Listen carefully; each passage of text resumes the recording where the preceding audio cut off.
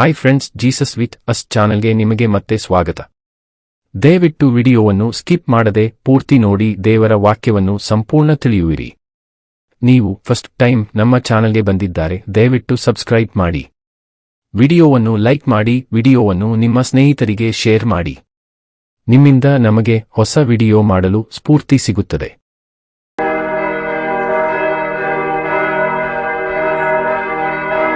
ಯೆಶಾಯನ ಪ್ರವಾದನ ಗ್ರಂಥ ಅಧ್ಯಾಯ 45.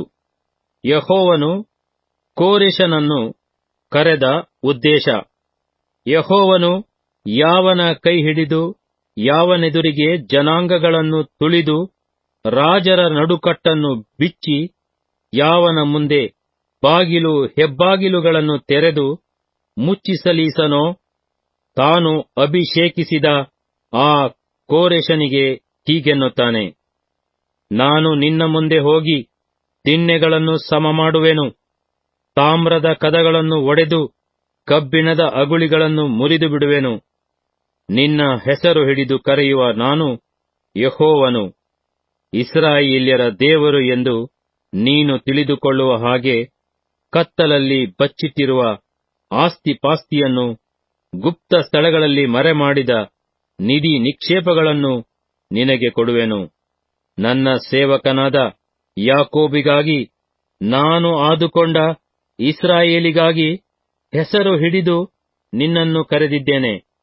ನೀನು ನನ್ನನ್ನು ಅರಿಯದವನಾಗಿದ್ದರೂ ನಿನಗೆ ಬಿರುದನ್ನು ದಯಪಾಲಿಸಿದ್ದೇನೆ. ನಾನೇ ಯೆಹೋವ, ಇನ್ನು ಯಾವನೂ ಇಲ್ಲ, ನಾನು ಹೊರತು ಯಾವ ದೇವರೂ ಇಲ್ಲ. ನೀನು ನನ್ನನ್ನು ಅರಿಯದವನಾಗಿದ್ದರೂ ನಿನಗೆ ನಡುಕಟ್ಟುವೆನು. ಮೂಡಲಿಂದ ಪಡುವಲ ತನಕ ಇರುವವರೆಲ್ಲರೂ ಇದನ್ನು ನೋಡಿ, ನನ್ನ ವಿನಃ ಯಾರೂ ಇಲ್ಲ, ನಾನೇ ಯೆಹೋವನು, ಇನ್ನು ಯಾವನೂ ಅಲ್ಲ. ನಾನು ಬೆಳಕಿಗೂ ಕತ್ತಲಿಗೂ ಸೃಷ್ಟಿಕರ್ತನು, ಮೇಲನ್ನೂ ಕೇಡನ್ನೂ ಬರಮಾಡುವವನು. ಈ ಸಮಸ್ತ ಕಾರ್ಯಗಳನ್ನು ನಡೆಯಿಸುವ ಯೆಹೋವನು ನಾನೇ ಎಂದು ತಿಳಿದುಕೊಳ್ಳುವರು. ಆಕಾಶಮಂಡಲವೇ, ಮೇಲಿನಿಂದ ಧರ್ಮರಸವನ್ನು ವರ್ಷಿಸು. ಗಗನವು ಸುರಿಸಲಿ, ಭೂಮಿಯು ಒಡೆದು ರಕ್ಷಣೆಯನ್ನು ಮೊಳೆಯಿಸಿ ಅದರೊಡನೆ ನೀತಿ ಫಲವನ್ನು ಬೆಳೆಯಿಸಲಿ. ಯೆಹೋವನೆಂಬ ನಾನೇ ಇದಕ್ಕೆಲ್ಲ ಕರ್ತನು. ದೇವರ ಮೇಲೆ ಗುಣುಗುಟ್ಟುವವರನ್ನು ಖಂಡಿಸುವುದು. ಅಯ್ಯೋ, ತನ್ನನ್ನು ರೂಪಿಸಿದಾತನ ಸಂಗಡ ವ್ಯಾಜ್ಯ ಮಾಡುವವನ ಗತಿ ಏನು? ಮಣ್ಣು ಮಡಿಕೆಗಳಲ್ಲಿ ಅವನು ಒಂದು ಮಡಿಕೆಯಲ್ಲವೇ? ಮಣ್ಣು ಏನು ಮಾಡುತ್ತೀ ಎಂದು ರೂಪಿಸುವವನನ್ನು ಕೇಳುವುದುಂಟೆ? ನಿನ್ನ ಕಾರ್ಯವು ನಿನ್ನ ವಿಷಯವಾಗಿ ಅವನಿಗೆ ಕೈಯಿಲ್ಲ ಅಂದೀತೆ. ನೀನು ಹುಟ್ಟಿಸುವುದೇನು ಎಂದು ತಂದೆಯನ್ನು ಕೇಳುವವನ ಪಾಡು ಪಾಡೇ. ನೀನು ಹೆದರುವುದೇನು ಎಂದು ಹೆಂಗಸನ್ನು ಕೇಳುವವನ ಗತಿ ಗತಿಯೇ. ಆದರೂ ಇಸ್ರಾಯೇಲ್ಯರ ಸದಮಲ ಸ್ವಾಮಿಯೂ ಸೃಷ್ಟಿಕರ್ತನೂ ಆದ ಯೆಹೋವನ ಮಾತನ್ನು ಕೇಳಿರಿ. ಭವಿಷ್ಯತ್ತುಗಳ ವಿಷಯವಾಗಿ ನನ್ನನ್ನು ವಿಚಾರಿಸಿರಿ. ನಾನೇ ನಿರ್ಮಿಸಿದ ನನ್ನ ಮಕ್ಕಳ ವಿಷಯದಲ್ಲಿ ನನಗೆ ಏನನ್ನು ವಿಧಿಸಿದರೂ ವಿಧಿಸಿರಿ. ಭೂಲೋಕವನ್ನುಂಟು ಮಾಡಿ ಅದರಲ್ಲಿನ ಮನುಷ್ಯರನ್ನು ಸೃಷ್ಟಿಸಿದವನು ನಾನೇ. ನನ್ನ ಕೈಗಳೇ ಆಕಾಶಮಂಡಲವನ್ನು ಹರಡಿದವು. ನಕ್ಷತ್ರ ಸೈನ್ಯಕ್ಕೆ ಅಪ್ಪಣೆ ಕೊಟ್ಟವನು ನಾನೇ. ನಾನು ಕೋರೆಷನನ್ನು ಧರ್ಮೋದ್ದೇಶದಿಂದ ಉನ್ನತಿಗೆ ತಂದು ನೇಮಿಸಿದ್ದೇನೆ. ಅವನ ಮಾರ್ಗಗಳನ್ನೆಲ್ಲ ಸರಾಗ ಮಾಡುವೆನು.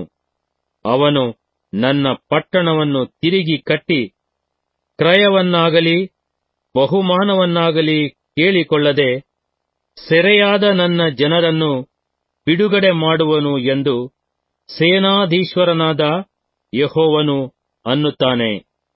ಆಫ್ರಿಕಾ ಖಂಡದ ಕೆಲವು ಜನಾಂಗಗಳು ಇಸ್ರಾಯೇಲಿಗೆ ಅಧೀನವಾಗುವುದು.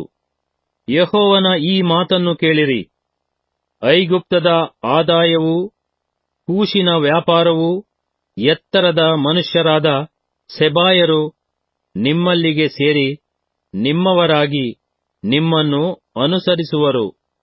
ಸಂಕೋಲೆಗಳನ್ನು ಕಟ್ಟಿಕೊಂಡು ಬಂದು ನಿಮ್ಮ ಮುಂದೆ ಅಡ್ಡಬಿದ್ದು ಹೀಗೆ ಅರಿಕೆ ಮಾಡುವರು, ದೇವರು ನಿಜವಾಗಿ ನಿಮ್ಮಲ್ಲಿದ್ದಾನೆ, ಇನ್ನು ಯಾವ ದೇವರು ಇಲ್ಲವೇ ಇಲ್ಲ.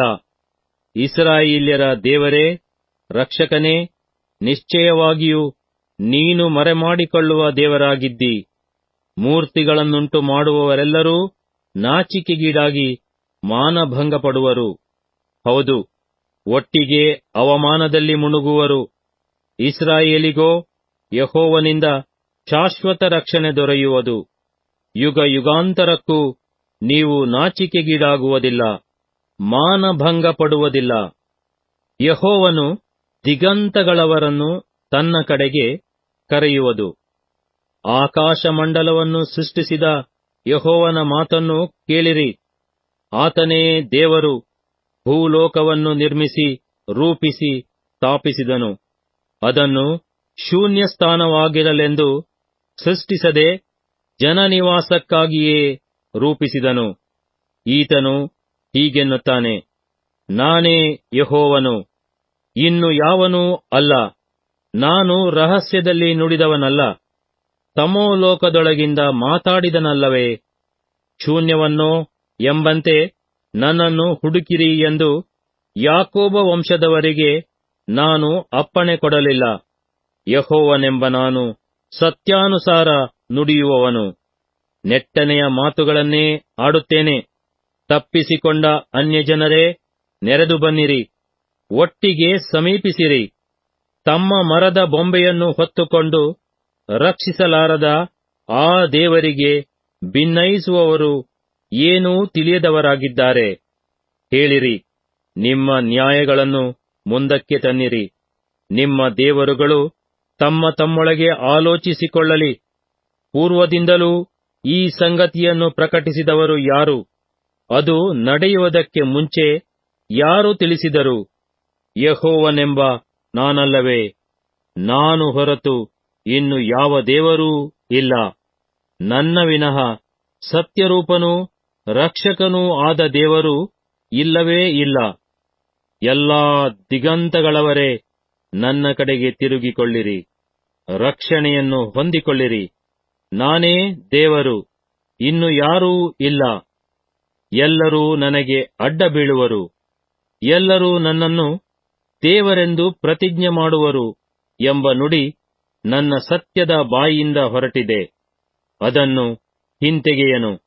ನನ್ನ ಮೇಲೆ ಆಣೆಯಿಟ್ಟಿದ್ದೇನೆ, ಯೆಹೋವನಲ್ಲಿ ಮಾತ್ರ ಸತ್ಯ ಕಾರ್ಯಗಳೂ ಶಕ್ತಿಯೂ ಉಂಟು. ಆತನ ಮೇಲೆ ಉರಿಗೊಂಡವರೆಲ್ಲರೂ ನಾಚಿಕೆಪಟ್ಟು ಆತನನ್ನು ಮರೆಹೋಗುವರು. ಇಸ್ರಾಯೇಲಿನ ಸಮಸ್ತ ಸಂತತಿಯವರು ಯೆಹೋವನ ಮೂಲಕ ಸತ್ಯವಂತರಾಗಿ ಆತನಲ್ಲಿ ಆನಂದಿಸುವರು ಎಂದು ನನ್ನ ವಿಷಯವಾಗಿ ಜನರು ಅಂದುಕೊಳ್ಳುತ್ತಾರೆ. ಯೆಶಾಯನ ಪ್ರವಾದನ ಗ್ರಂಥ, ಅಧ್ಯಾಯ 46. ಬಾಬೆಲಿನ ನಾಶನ. ಬಾಬೆಲಿನ ದೇವತೆಗಳ ಅಶಕ್ತಿ, ಯೆಹೋವನ ಸರ್ವಶಕ್ತಿ. ಬೇಲ್ ದೇವತೆಯು ಬೊಗ್ಗಿದೆ, ನಬೋ ದೇವತೆಯು ಕುಗ್ಗಿದೆ. ಅವುಗಳ ಬೊಂಬೆಗಳು ದನ ಮೊದಲಾದವುಗಳ ಮೇಲೆ ಹೊರಿಸಲ್ಪಟ್ಟಿವೆ. ನೀವು ಮೆರವಣಿಗೆಯಾಗಿ ಹೊರುತ್ತಿದ್ದವುಗಳು ಪಶುಗಳಿಗೆ ಭಾರವಾದ ಹೊರೆಯಾಗಿ ಅವುಗಳನ್ನು ಬಳಲಿಸಿವೆ. ಒಟ್ಟಿಗೆ ಕುಗ್ಗಿ ಬೊಗ್ಗಿವೆ. ತಮ್ಮ ಮೇಲೆ ಬಿದ್ದ ಭಾರವನ್ನು ಹೊತ್ತು ನಿರ್ವಹಿಸಲಾರದೆ ತಾವೇ ಸೆರೆಗೆ ಹೋಗಿವೆ. ಯಾಕೋಬ ವಂಶವೇ, ಇಸ್ರಾಯೇಲ್ ಸಂತಾನ ಶೇಷವೇ, ನನ್ನ ಮಾತಿಗೆ ಕಿವಿಗೊಡಿರಿ. ನಿಮ್ಮನ್ನು ಗರ್ಭದಿಂದ ಹೊರುತ್ತಿದ್ದೇನೆ, ಹುಟ್ಟಿದಂದಿನಿಂದ ವಹಿಸುತ್ತಿದ್ದೇನೆ. ನಿಮ್ಮ ಮುಪ್ಪಿನ ತನಕ ನಾನೇ ಆಧಾರ. ನೆರೆ ಬಂದಾಗಲೂ ನಿಮ್ಮನ್ನು ಹೊತ್ತು ಸಹಿಸುವೆನು. ನಾನೇ ಉಂಟು ಮಾಡಿದೆನು, ನಾನೇ ಹೊರುವೆನು. ಹೌದು, ನಿಮ್ಮನ್ನು ಹೊತ್ತು ಸಹಿಸಿ ನಿರ್ವಹಿಸುವೆನು. ನನ್ನನ್ನು ಯಾರಿಗೆ ಸರಿಕಟ್ಟಿ ಹೋಲಿಸೀರಿ? ಇಬ್ಬರೂ ಸಮಾನರೆಂದು ನನ್ನನ್ನು ಯಾರೊಡನೆ ಸಮ ಮಾಡೀರಿ?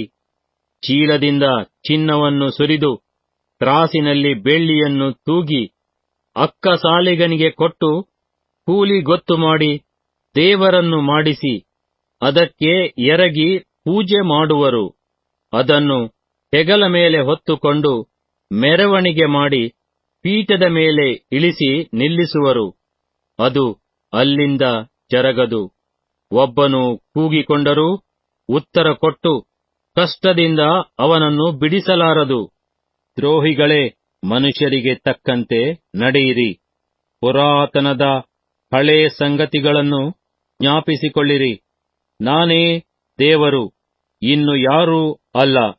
ನಾನೇ ಪರಮದೇವರು, ನನಗೆ ಸರಿಸಮಾನರಿಲ್ಲ. ಆರಂಭದಲ್ಲಿಯೇ ಅಂತ್ಯವನ್ನು ತಿಳಿಸಿದ್ದೇನೆ.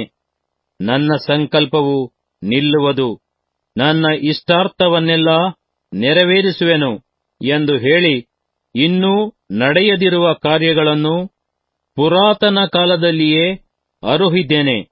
ಮೂಡಲಿಂದ ಹದ್ದು ಎರಗಲಿ ಎಂದು, ಅಂದರೆ ನನ್ನ ಸಂಕಲ್ಪವನ್ನು ನೆರವೇರಿಸತಕ್ಕವನು ದೂರ ದೇಶದಿಂದ ಬರಲಿ ಎಂದು ಕೂಗಿದ್ದೇನೆ. ನಾನು ನುಡಿದಿದ್ದೇನೆ, ಈಡೇರಿಸುವೆನು. ಆಲೋಚಿಸಿದ್ದೇನೆ, ಸಾಧಿಸುವೆನು. ಧರ್ಮಕ್ಕೆ ದೂರರಾದ ಹಠಗಾರರೇ, ನನ್ನ ಮಾತಿಗೆ ಕಿವಿಗೊಡಿರಿ. ನನ್ನ ಧರ್ಮವನ್ನು ಹತ್ತಿರಕ್ಕೆ ಬರಮಾಡುವೆನು. ಅದು ಇನ್ನು ದೂರವಾಗಿರದು. ನನ್ನ ರಕ್ಷಣೆಯು ತಡವಾಗದು. ಚೀಯೋನಿನಲ್ಲಿ ರಕ್ಷಣಾ ಕಾರ್ಯವನ್ನು ನಡೆಸಿ ಇಸ್ರಾಯೇಲಿಗೆ ನನ್ನ ಮಹಿಮೆಯನ್ನು ದಯಪಾಲಿಸುವೆನು.